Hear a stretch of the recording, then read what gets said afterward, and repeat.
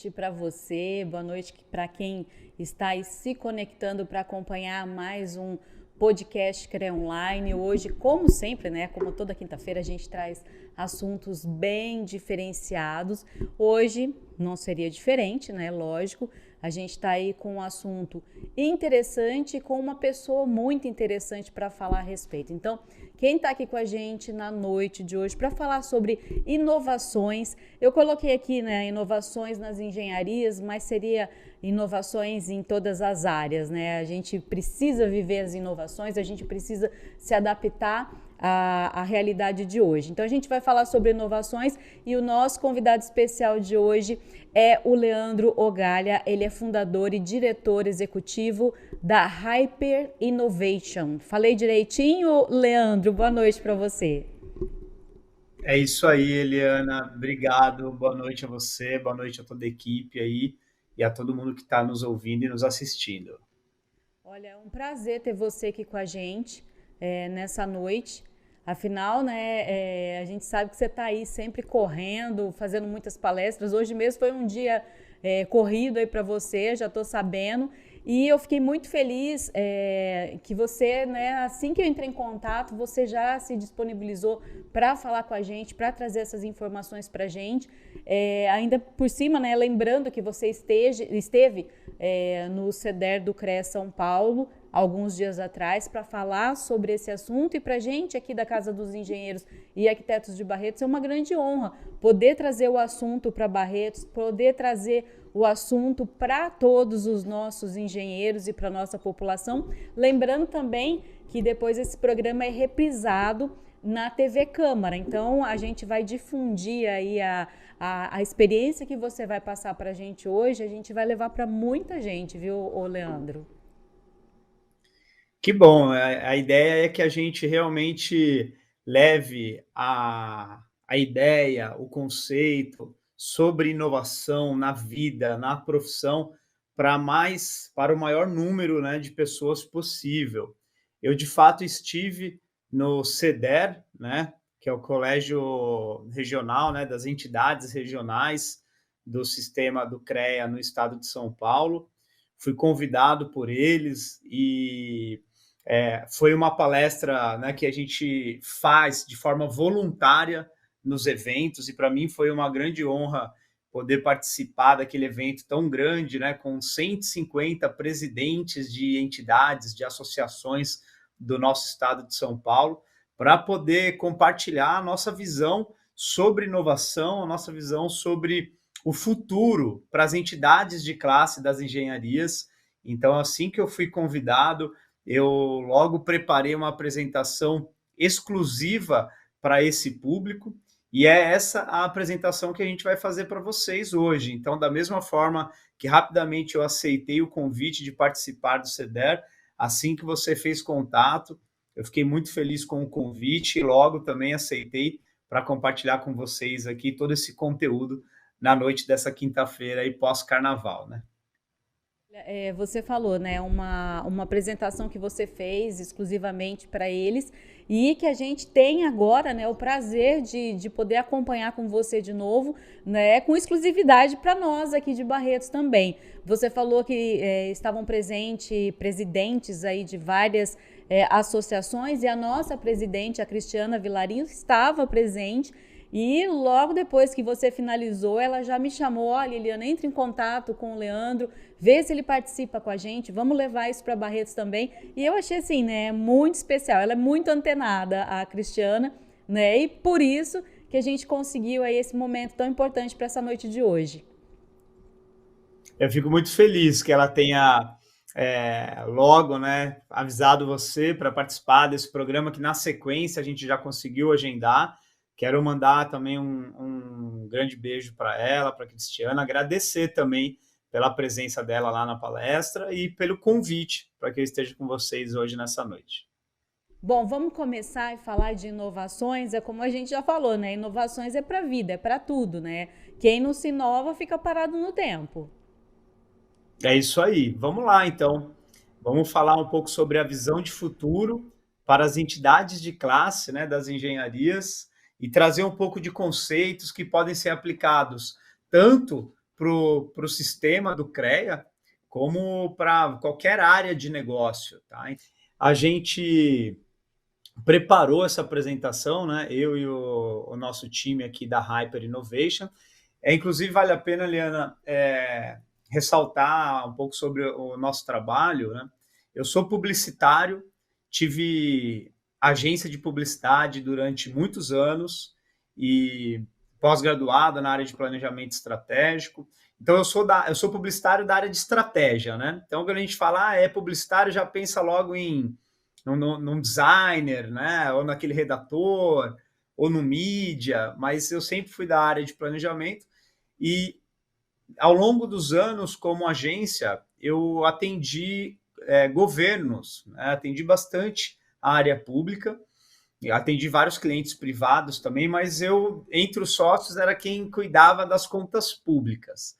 Então, a gente participava das licitações, ganhava, perdia, mas enfim, a gente ganhou várias licitações onde a gente atendia a publicidade de contas do governo do estado de São Paulo, diversas secretarias, como habitação, transporte, meio ambiente. Inclusive, para meio ambiente, a gente desenvolveu, na época, o nosso secretário era o Bruno Covas, né? O ex-prefeito de São Paulo, que infelizmente faleceu precocemente, e ele era o secretário na época, e nós desenvolvemos um aplicativo que na época, em 2014, era o boom, né? Estava começando os aplicativos. A gente desenvolveu um aplicativo em parceria com a CETESB, e a gente dava ali em tempo real a qualidade do ar em diversos pontos do estado de São Paulo, a qualidade das praias, né? A balneabilidade das praias, dentre vários outros serviços. Naquele momento, aquele aplicativo chamou muito a atenção e foi, na época, lançado pelo governador Geraldo Alckmin no Dia Mundial do Meio Ambiente. E, no final das contas, a gente chegou essa história até Abu Dhabi para receber o prêmio de melhor aplicativo de meio ambiente do mundo, concorrendo com vários outros aplicativos de todo o mundo. Então, assim, foi uma história muito legal, um case muito importante para a gente na época. E foi aí que eu comecei a me apaixonar pelo setor público, a perceber que o nosso trabalho ele ia muito além da publicidade, né, das campanhas tradicionais que a gente costuma ver, de vacinação, campanhas para promover serviços públicos, para informar sobre o trabalho realizado, mas eu comecei a questionar os nossos clientes com relação ao próprio serviço, né? Ou seja, antes da gente investir esse dinheiro na publicidade, e se a gente pensar um pouco na estratégia do próprio serviço, como melhorar o serviço público, aí sim a gente fazer uma campanha, né, com resultado, que realmente tem impacto para o cidadão. E foi aí que começou toda essa história sobre inovação. Tá? Na época se falava muito pouco sobre isso, e aí então eu comecei a trabalhar com isso, comecei a junto com os clientes de governo, a repensar serviços públicos. Foi até que, em 2018, eu saí da participação dessa agência para montar uma consultoria de inovação, de estratégia, de futuro, voltado para esse mercado. Eu trabalho também com clientes privados, mas o meu foco ele tem sido a área pública, né, o setor público. Eu tenho contrato com prefeitura e trabalho muito voltado para essa área. Então, esse contexto aqui dessa apresentação. A gente traz um pouco da visão de futuro para as entidades de classe das engenharias, né? Já que nós estamos falando com vocês aqui, eu tive a oportunidade de fazer essa apresentação lá no CEDER. Olha, eu acho muito interessante tudo que você falou, né? Essa experiência que você mostrou, que você tem, essa questão do aplicativo. Olha só, tudo hoje em dia gira em torno de aplicativo, né? A gente já se conecta nas coisas pensando se existe um aplicativo. E vocês saíram na frente aí já lá atrás com algo que realmente é de interesse de todo mundo. A gente viu aí, né, nos últimos dias todo aquele problema, aquela tristeza envolvendo o litoral paulista, com o excesso de chuvas, com tudo que aconteceu por lá, né? E eu vi muita gente falando, poxa, mas ninguém avisou que estava vindo uma tempestade tão grande. Né? As pessoas, de qualquer forma, acabam reclamando. E, por outro lado, eu vi também o governador falando assim, não adianta mandar mensagem, alerta pelo celular, tem que instalar as sirenes. E aí tudo isso, né, diante do que você acabou de falar, me faz pensar, e um aplicativo ajudaria, resolveria, as pessoas ficariam mais atentas a uma situação, ao que está acontecendo? Fica aí a ideia, né? O que você acha? Olha, Eliana, é sim uma ideia, mas o que a gente costuma fazer no nosso dia a dia de trabalho, até aproveitando a sua colocação, para explicar um pouco o nosso trabalho. Eu, inclusive, sou frequentador do Litoral Norte, eu sou surfista, eu pego onda, então eu estou quase todo final de semana na praia de Camburi, onde eu tenho muitos amigos que moram lá, amigos locais, e realmente foi muito triste essa situação, né? A gente está assim, super abalado com tudo isso, ajudando eles da forma que é possível daqui, com doações, tudo. E esse é um problema de estrutura social, não é? Mas a gente precisa pensar em como resolver o problema que a gente tem hoje, né? Da forma que nós temos o alcance. Então, como que a gente trabalha para resolver problemas públicos, né? Antes da gente determinar qual é a solução, é trazer o cidadão para a mesa, para conversar com ele. Então, existe todo um processo de design de serviço, onde você vai começar mapeando o problema, tá?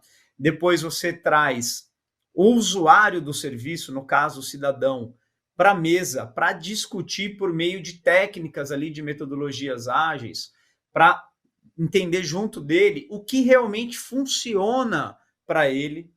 E a partir dali você começa a co-criar essas soluções, essas inovações, envolvendo o cidadão, envolvendo representantes das entidades locais, envolvendo os servidores da prefeitura que estão relacionados com aquela secretaria em específico. E ali você forma um grande grupo multidisciplinar, com visões diferentes de mundo, onde você tem todo um brainstorming, vários caminhos de soluções que você depois vai fechando esse cerco para ir desenvolvendo e aprofundando aquela solução, seja ela tecnológica, seja ela de processo, seja ela de serviço, e é mais ou menos esse escopo o nosso trabalho de inovação no setor público, né? É repensar como melhorar o serviço público na ponta para o cidadão da forma que realmente vai impactar ele, da forma que realmente faz jus ao dia a dia dele, né? Então, muitas vezes a inovação ela não é de tecnologia. E é exatamente disso que eu falo na nossa apresentação. Estamos vivendo esse momento, né, vivendo esse momento de tecnologias muito disruptivas, tá? Então a gente tem ali nesse slide, a gente está falando sobre o tão falado metaverso. A gente tem falado também sobre o blockchain, que é a economia, né, descentralizada, que isso vai ter um impacto enorme na área financeira, na área de contratos, na área de transparência pública, né? A gente tem no quadro superior o IoT, que é a internet das coisas, ou seja, tudo vai estar conectado. Então, um pequeno exemplo aí é quem usa, por exemplo, um smartwatch, né? Um relógio inteligente que está conectado ao seu celular. Você consegue fazer os mesmos serviços do celular no seu relógio.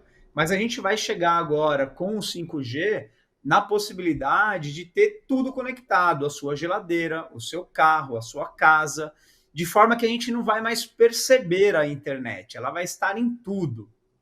E a gente também agora, mais recentemente, tem ouvido muito falar da empresa OpenAI, né, que é do ChatGPT, que é a inteligência artificial que está se desenvolvendo e hoje disponível aí para todo mundo. Então, tudo isso significa que a inovação lá na ponta, para as empresas de maior estrutura, de maior investimento, né, como chamadas as Big Techs, a inovação hoje ele é um pilar fundamental de sobrevivência desses próprios negócios. Então, vejam vocês que se falou tanto no metaverso nos últimos anos, e olha só, Eu acredito muito no metaverso, inclusive, obviamente, ele já existe, né? Então, você pega aí no universo dos games, o metaverso ele já existe.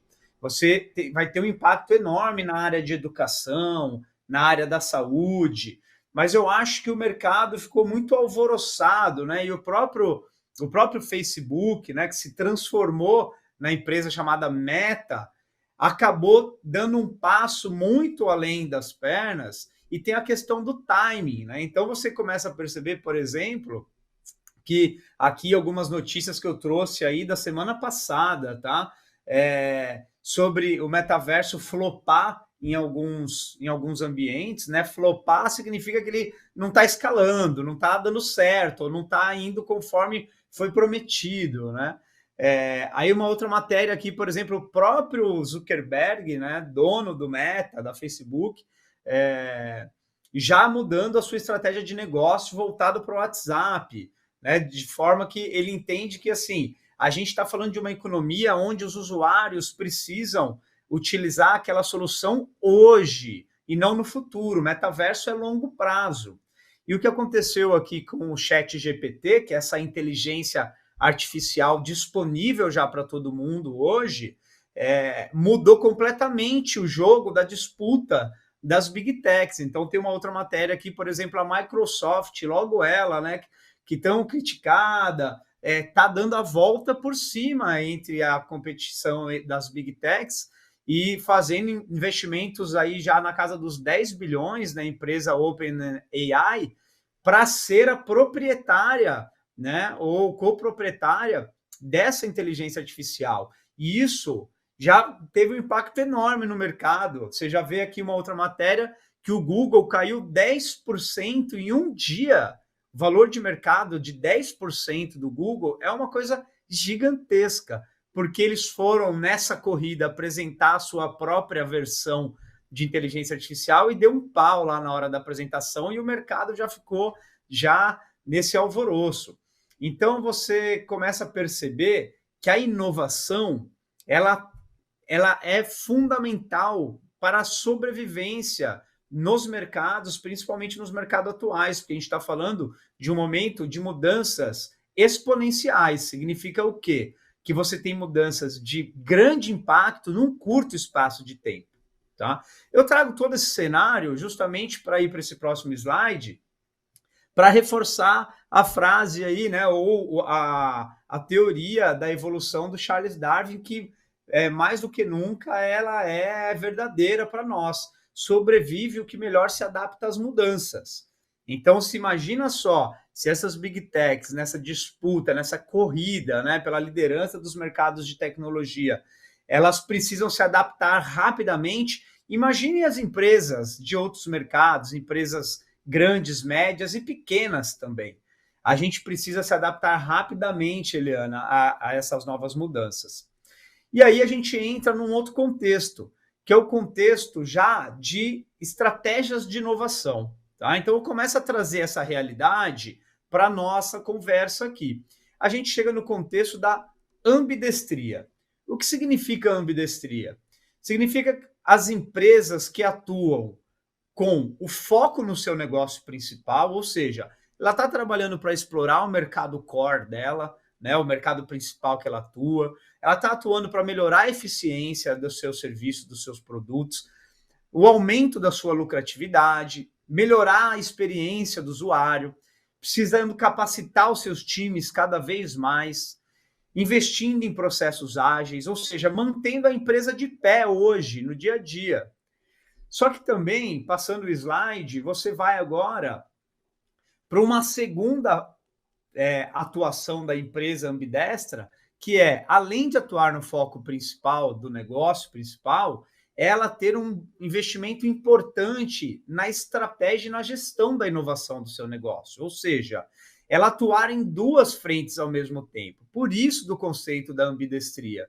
E quando você trabalha também a sua estratégia de gestão da inovação, você está investindo num processo onde o cliente está no centro da estratégia, como a gente falou agora há pouco sobre soluções ali para o setor público, né, de trazer o cidadão para discutir a solução que é para ele mesmo. E não a gente lá dentro de uma sala, numa reunião entre lideranças, definir qual que é a estratégia. Isso é passado. Você tem que definir solução com o cliente na mesa, entender as demandas e as dores dele. Você criar uma experiência físico e digital, ou seja, não existe mais essa coisa de on ou off, né, do tradicional e do digital. A gente está utilizando todas as formas de se comunicar, então não existe mais essa mudança. E a gente precisa criar uma experiência para o nosso usuário que seja multicanal, que esteja no físico e no digital. Tem um outro setor, uma área muito importante também, que é o investimento na gestão de comunidade, principalmente quando a gente está falando de marcas, né, de empresas. As marcas hoje, elas precisam criar as suas próprias comunidades. Você não tem mais cliente, você não tem mais consumidor, você tem comunidades em torno da marca. E as marcas precisam de posicionamento, inclusive posicionamentos que são muitas vezes arriscados, porque são posicionamentos sociais, políticos, mas é isso. O mercado não tem mais espaço para marcas que são planta, né? Brincando aí com essa analogia aí que se utiliza aí nos reality shows hoje. Você precisa de posicionamento. E continuando, investimento em plataformas de negócio. Hoje, uma plataforma de negócio, pode manter o slide anterior, por favor, Eliana? Eu vou pedindo para passar conforme a apresentação aqui, tá? Plataformas de negócio são muito importantes porque você não tem um único negócio, mas você tem que pensar em criar um negócio que esteja no universo da sua marca. A gente vai falar disso logo à frente, tá? E você precisa investir também na criação de novos mercados. É olhar para o futuro. A sua empresa ela tem que focar no negócio principal, sim, mas ela precisa ser ambidestra de forma que ela invista na criação de testes de novos produtos e serviços para você criar novos mercados. Sendo assim, você se torna uma organização infinita. E aí a gente vai para um segundo conceito muito importante no contexto da inovação, que são as organizações infinitas, ou seja, são aquelas que estão trabalhando hoje para criar a sua perpetuidade, investindo em inovação para continuarem líderes, ou melhor, continuarem vivas nos mercados que estão surgindo logo à frente.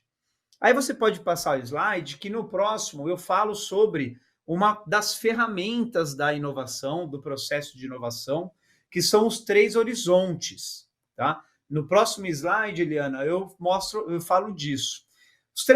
Quando a gente fala de inovação, nós temos muitas ferramentas para trabalhar, tá? A ferramenta de 3 horizontes da inovação é um framework usado para estratégias que a consultoria McKinsey, que é uma consultoria global muito reconhecida, utiliza no seu trabalho com seus clientes. E a gente também utiliza na Hyper, tá? O que são os 3 horizontes da inovação? Basicamente, você tem aqui o horizonte 1, que é você investir no aprimoramento do que já está funcionando. Ou seja, você investir no seu negócio principal. E você veja que tem aqui esse vetor onde você tem para cima o impacto de crescimento e valor, né, na vertical, e na horizontal o tempo que você leva para implementar isso. Então, no primeiro horizonte, você consegue fazer investimentos em inovação de curto prazo. O tempo é curto, mas também o impacto ele é menor. Mas é importante você investir no H1, né, no primeiro horizonte. Já no horizonte 2, é uma parte do investimento que é de médio prazo, porém de impacto um pouco maior, que é você investir em novos negócios que tem com base no que a empresa já domina. Ou seja, você testar novos produtos e serviços dentro ainda de um universo que o seu negócio atua. Já no horizonte 3, que é um trabalho mais de longo prazo, porém com impacto de valor muito maior, é você experimentar novos mercados, novos produtos, tá? E no próximo slide eu trago um exemplo muito simples que cabe para todo mundo, porque eu tenho certeza que todo mundo que está nos ouvindo, nos assistindo aqui, já tomou uma cerveja dessa empresa, né? Então eu trouxe um exemplo da Ambev. A Ambev hoje, ela é um case de inovação, ela é a cervejaria Ambev, o foco principal dela, o core business, é produzir cerveja, certo? Então nós temos aí a Skol, né, a famosa Skol, que foi uma das cervejas que foi líder de mercado durante muitos anos no Brasil. E aí a Ambev começou a perceber, por estudos de mercado, conversas com clientes, por todo esse processo de inovação, que os clientes começaram a se interessar por cerveja artesanal, por um tipo diferente de cerveja. Eles foram lá rapidamente, criaram no H1, ou seja, uma inovação dentro do próprio produto, uma nova versão da cerveja, que era a Skol Puro Malte. Esse é um exemplo, né? Porque eles foram lançando, trazendo outros selos, né, de cervejas de fora que eles trouxeram para comercializar no Brasil e tudo mais.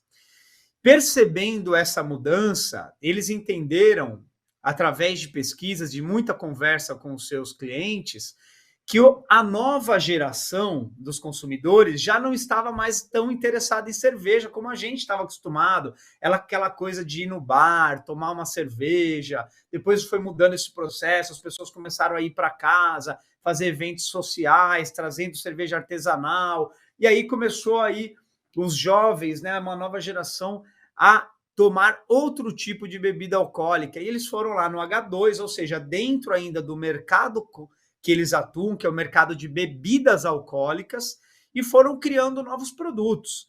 Eu trouxe como exemplo aqui o Beats, né, que é uma bebida super famosa agora na época de carnaval, que começou com uma ação promocional, um festival de música eletrônica chamado Skol Beats. A partir dali, eles foram testando e lançando produtos, e hoje é um produto fixo do portfólio. E ainda assim, eles vão criando outros produtos dentro desse selo, né? Eles criaram uma nova marca de bebida alcoólica que não é cerveja, mas para um público que tem interesse nesse tipo de bebida. E lançaram aí essa 150 BPM em parceria com a Anitta, que é um collab, né? Quando você junta duas marcas para criar um produto. E aí você vai para o H3, que é onde hoje eles estão investindo muito, ou seja, que é a criação de uma plataforma de negócios completamente fora do core business, que é a produção da cerveja em si. Aqui eles estão criando soluções tecnológicas para o trade. E então você tem aqui um investimento que eles chamam de Corporate Venture Capital, ou seja, você faz investimentos dentro da empresa para criar e desenvolver startups lá dentro. Eles também têm uma estratégia de inovação aberta, né, de investimento em startups do mercado para colocar para dentro, mas eles já têm aí uma estrutura de plataforma de negócio bastante avançada, como, por exemplo, a plataforma BIS, que é toda a plataforma de distribuição de bebidas para o trade, ou seja, o público é o dono de bar, dono de supermercado, e você tem o tão conhecido Zé Delivery, que já está amplamente aí, né, difundido no mercado. Inclusive, nesse carnaval, a Ambev colocou como principal marca de investimento o próprio Zé Delivery. E aí eu tive a oportunidade de conversar com o head de inovação da Ambev, e ele estava contando para a gente a situação de mostrar, de apresentar essa ideia para a diretoria, para a presidência. E ele falou, imagina a gente tendo que falar para a cervejaria que a gente queria montar uma plataforma para vender a cerveja do concorrente, para vender Heineken, para vender outros selos. Parecia uma loucura naquele momento. Mas agora, no médio e no longo prazo, isso está criando a perpetuidade da marca. Ou seja, ela está deixando de ser uma cervejaria para ser uma plataforma de negócios. Então, acho que aqui eu consigo explicar melhor, né, para todo mundo como que se utiliza essa estratégia dos 3 horizontes da inovação. A gente pode ir para o próximo slide, onde a gente evolui, né? Aqui mostra aí os principais resultados da cervejaria Ambev, né, que eles apresentam no mercado. Então é muito interessante que dá para perceber aí que 20% do faturamento da companhia já vem de novos produtos, de projetos que não existiam há 3 anos. É exatamente disso que nós estamos falando, das organizações infinitas. Isso, daqui alguns poucos anos à frente, significa que todo o portfólio de produtos que eles vão ter não existia hoje, né? Ou seja, imagine se eles não tivessem essa estratégia de inovação. Ou seja, eles iam acompanhar a baixa de venda de um produto que já não era mais interessante como foi anos atrás. A gente pode passar para o próximo slide agora, onde a gente vai falar sobre mais especificamente como acontece a inovação, tá?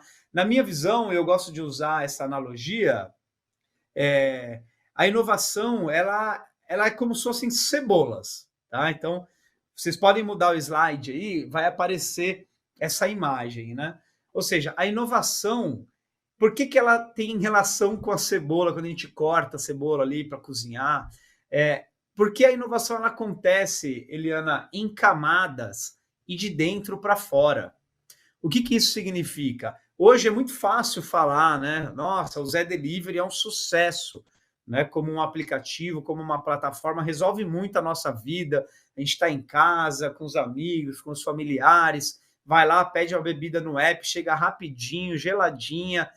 Mas pense em todas as fases que a Ambev teve que passar, desde essas ideias internas, das pesquisas, do entendimento do consumidor, até criar uma startup lá dentro, investir nessa startup, testar o produto. Isso vai crescendo na forma de camadas, até que ela realmente se torne uma inovação de fato no mercado.